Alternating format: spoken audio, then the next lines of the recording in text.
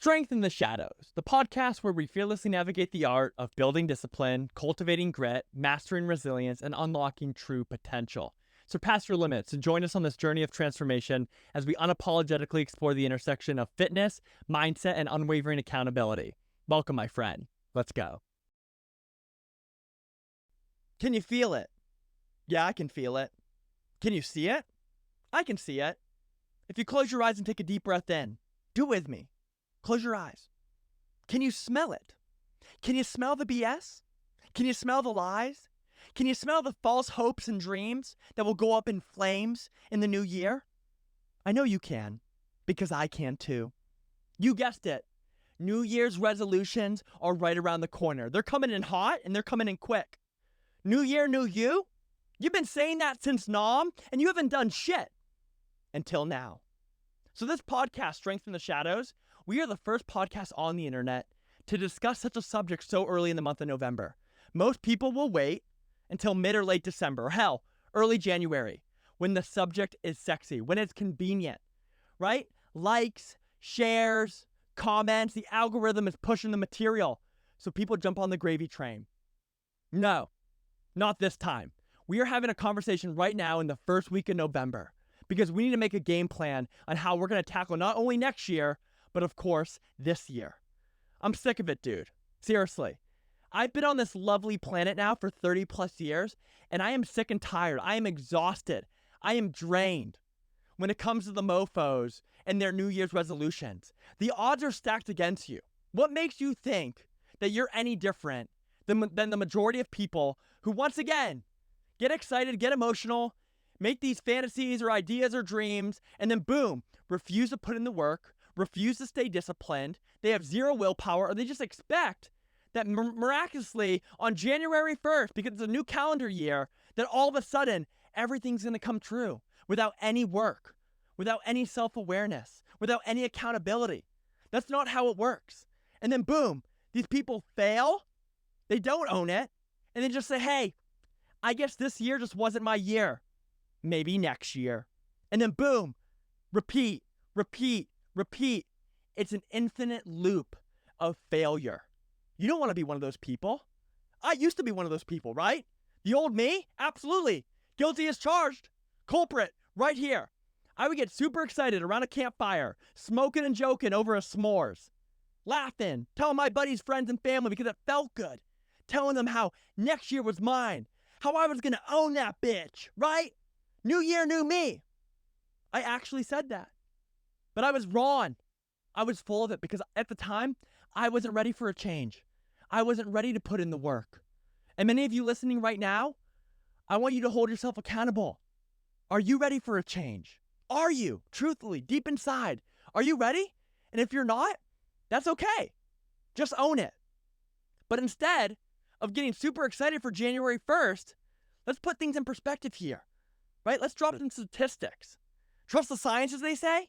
Did you know that roughly 9% of people are successful in obtaining or achieving success with their New Year's resolution? I was no math major in college, but that's roughly 91% of people failing when it comes to their New Year's resolution. And for the people that start, did you know that 23% of people fail within the first week of January? Can you believe that? 23% of people can't even get through day 7. You might well call it Hell Week.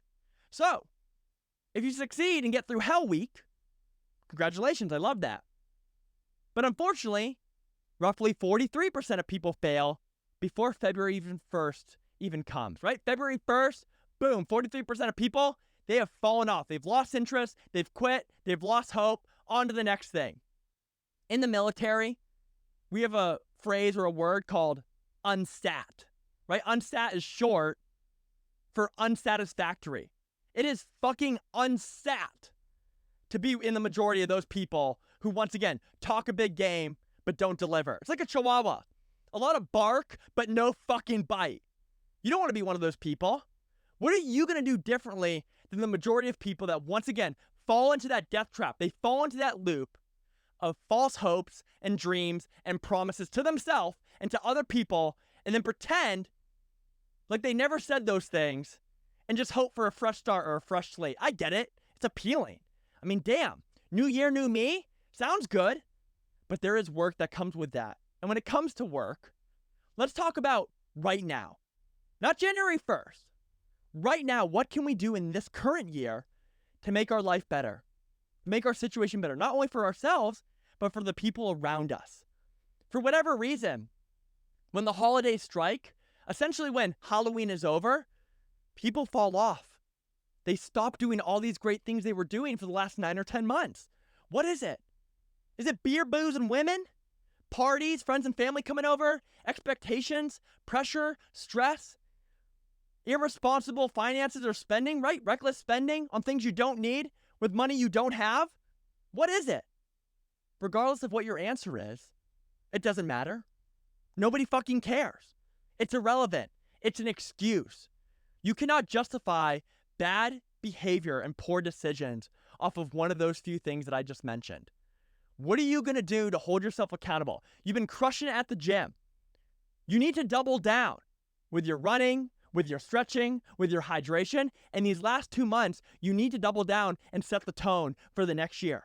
So all I'm asking is whatever you've been doing for the last 9 or 10 months that's been going your way, that's been creating positive momentum, just keep doing it.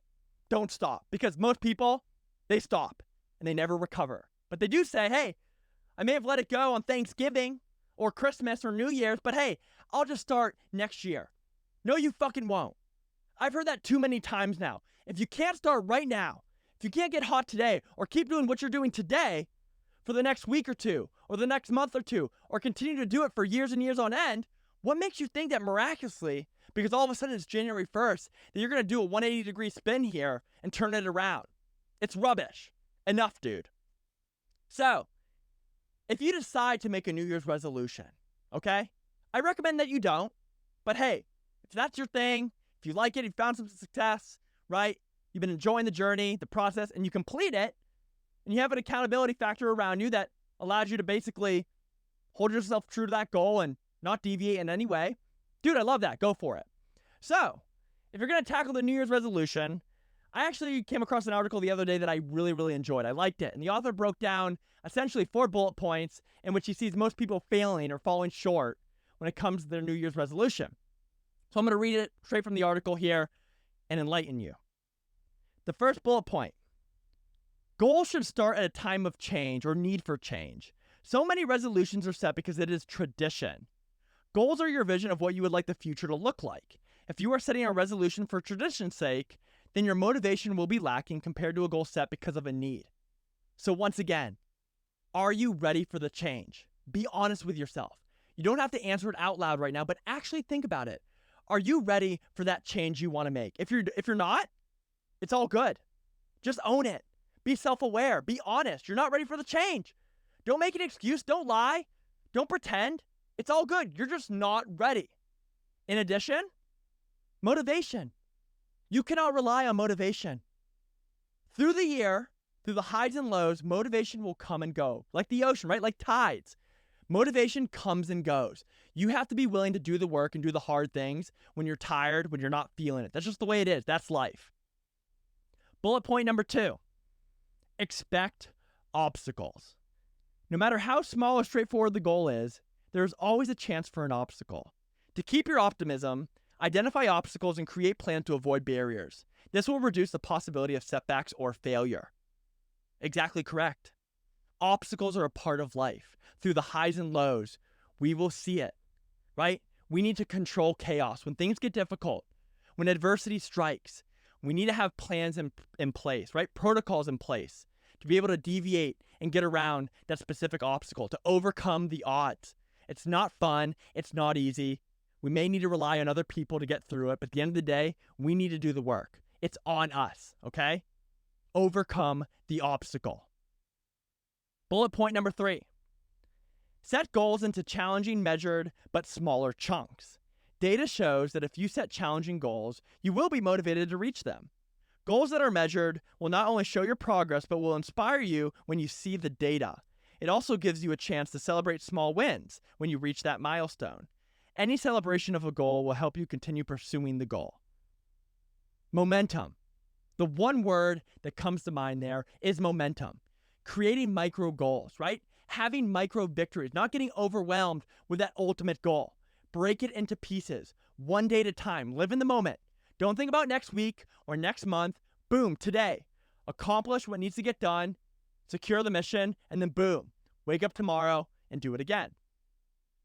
Bullet point number 4, arguably the most important, accountability. Studies show that people who not only write their goals, but set up a way to be accountable for them will be just as likely to achieve them. What does accountability look like for you? We're all different with this. Are you a lone wolf or do you rely on the wolf pack? It's all good either way.